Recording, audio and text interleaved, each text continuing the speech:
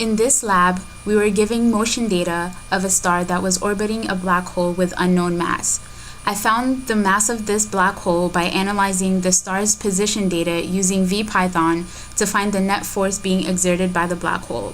I made the assumption that the net force of the star is due solely to the black hole. With this assumption, I found the mass of the black hole by rearranging the gravitational force equation. I found the mass of the black hole to be 3.7605 E31 kilograms, which was correct. First, we must start from a fundamental principle, Newton's second law.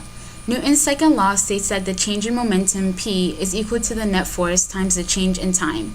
This equation can be rearranged as delta P over delta T equals to net force. This means that the derivative of momentum, dP over dt, is also equal to net force. The rate of change of momentum has two components, a parallel and perpendicular component. The parallel component of net force is equal to the derivative of the magnitude of momentum times p hat, which is the unit vector in the direction of the momentum. The perpendicular component of the net force is equal to the magnitude of the momentum times the derivative of p hat. The force exerted by object 2 on object 1 can be found using the equation F grav equals negative g m1 times m2 divided by the magnitude of r squared times r. We will use these equations in our computational model to predict the mass of the black hole. Here is the information we know about the star and the black hole. We know the x and y positions of the star taken every 86,400 seconds, equivalent to 1 day. The mass of the star is 1.989 E30 kilograms, and the position of the black hole is 2 E10, 0, meters. Let's start making our code. Here, I inserted the position of the black hole. Here, I specified the mass of the star, and here is delta T. The x and y positions of the star were stored in an Excel file, and the name of the file was stored here. The first while loop uses the data points to find the x and y components of the velocity. The change in position in the x direction can be found by this equation, and the x component of velocity is equal to delta x over delta t. The change in the position in the y direction can be found by this equation, and the y component of velocity is equal to delta y over delta t. The second while loop uses the changes in velocity and momentum to find F net.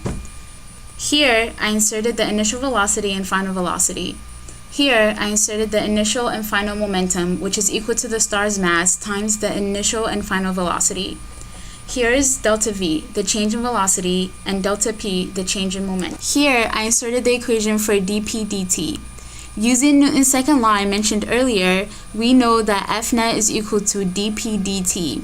To find the parallel component, we need p hat, whose equation is here.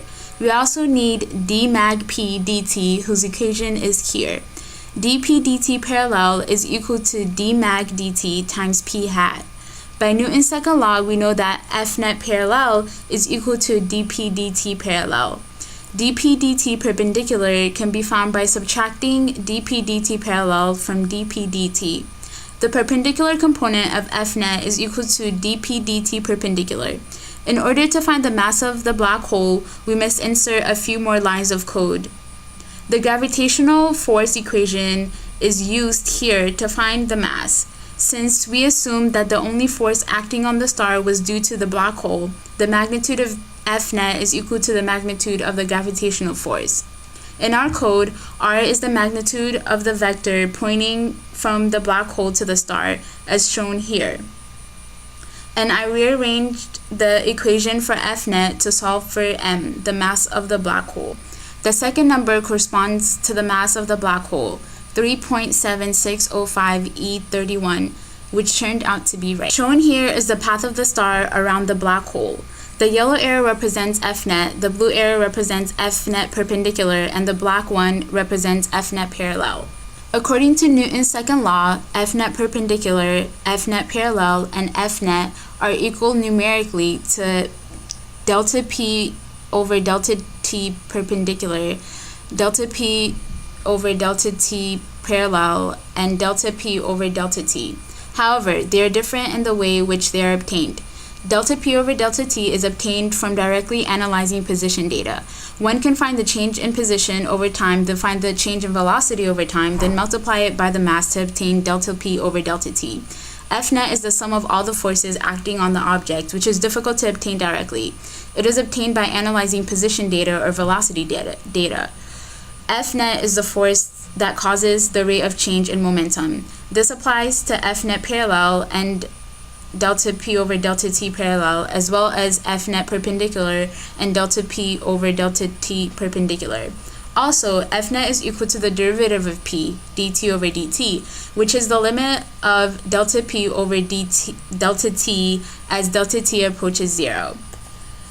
No, I would not be able to tell the difference between the two black holes. I analyzed the position of the star to find F net and the mass of the black hole. Since the motion of the star remains unchanged, I would get the same